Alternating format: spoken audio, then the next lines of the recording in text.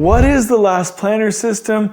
The look-ahead plan. In this video, I'm going to take you to my computer screen and show you a recording of actual look-ahead plans and the entire theory from pages of the book, and show you how you can utilize it to really enable your trade partners to prepare work and to find and remove roadblocks ahead of time. If you're into that, stay with us.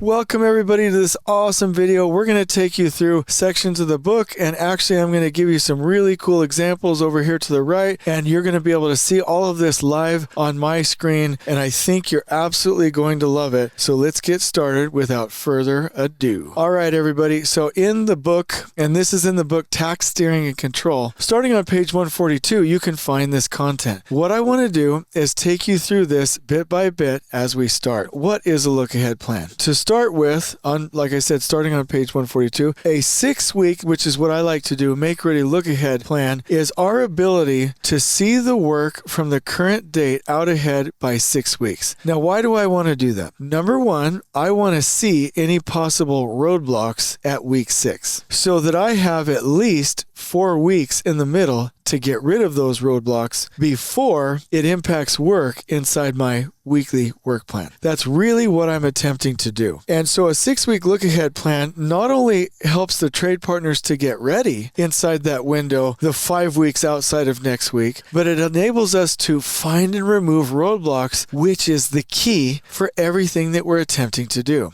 So let's look over here to the right on page 143 of the book Takt, Steering and Control. This is an example. So let me start with the purpose. The purpose is to make work ready, align procurement, and identify possible roadblocks. If you've ever read any books by Gino Wickman, and especially the book Traction, you'll know that everything that we deal with is IDS. Identify, discuss, and solve. Identify problems, discuss them as a team, and solve them together. And so this format, if printed out for the trades, and I do have to say that, will enable us to really see what we need to see. Now, this is a 4-week look ahead example. I like to use 6, but some people like to use 4, and so we use that 4 in here, although 6 weeks is shown all the way throughout. All right, so number one, what you're going to do when you look at this format, you're going to see work zones. You're going to see time on the top. You're going to see the legend, which then corresponds to the actual activities down here in the middle. You'll see your weekly work plan red outline and your 4-week look ahead purple outline where you need to be removing roadblocks. And you'll also see on this format zone maps and then typically QR codes. Now, here's what I want to point out to you as you're looking at this. The question here is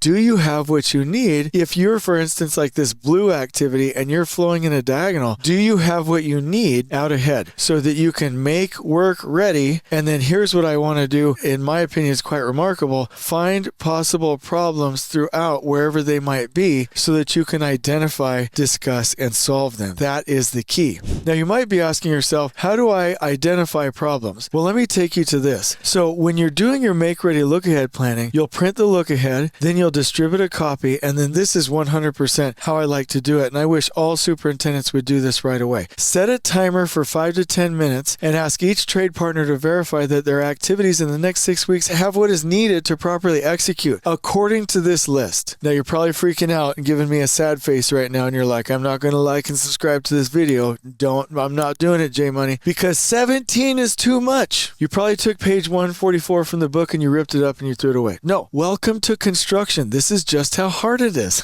We're essentially creating a manufacturing facility and then manufacturing things all on separate projects with different types of setups with a brand new team every time. Construction is harder than manufacturing. So you have to ask yourself, do you have everything that you need to support the team? Do you have your planning done? Do you have all of the resources that are needed? Do you have permissions? Have the field engineers and the surveyors provided the layout, right? Have you done safety and quality planning, right? Do you even have the space? All 17 of those items need to be planned and prepared for in order the activities to be ready. So if I go back, what I want to point out to you is that if you, like, let's say you're preparing this right here and you're saying, is this ready? And you find out, oh my gosh, I don't have the information. Well, guess what, ladies and gentlemen? You have a roadblock. Oh my gosh, everybody should be focused on that and making it ready. This is an amazing opportunity. And I want you to fall in love with these So in the book on page 145 and 146, we've actually described what making work ready actually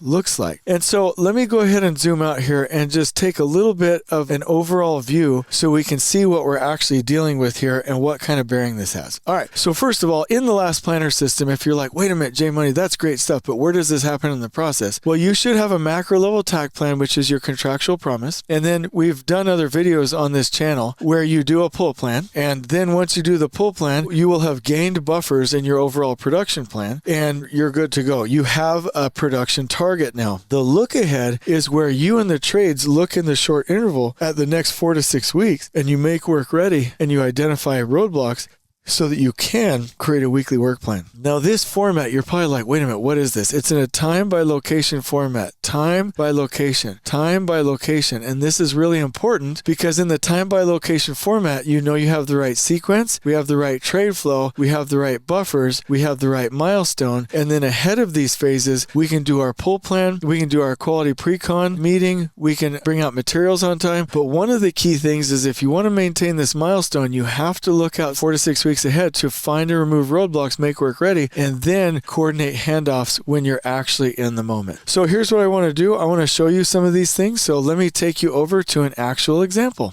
All right, so I'm going to take you through this one by one. So this right here is a macro level Takt plan, and the substantial completion promise is the contractual promise. And what you can see in here is everything on a 5-day Takt time, which is early on in pre-construction, the macro level Takt plan. The areas that we're going to consider for the look ahead planning. So this is your overall master schedule is the terminology that you're all familiar with. Once you actually get down to your norm level, you won't have it in a 5-day Takt time anymore, and everything will be optimized to have smaller zones and to have a smaller Takt time. And you can see here that I've just marked out, this is our 6-week look ahead window. So this is the window where you're going to be in here finding, oh my gosh, are there any problems with anything? And those problems are where you will identify, discuss, and solve. And so that's really important because in order to really run a remarkable project, you have to make work ready out ahead within this 6-week look ahead template in order for the weekly work plan to go well. And so this is actually what a 6-week look ahead template looks like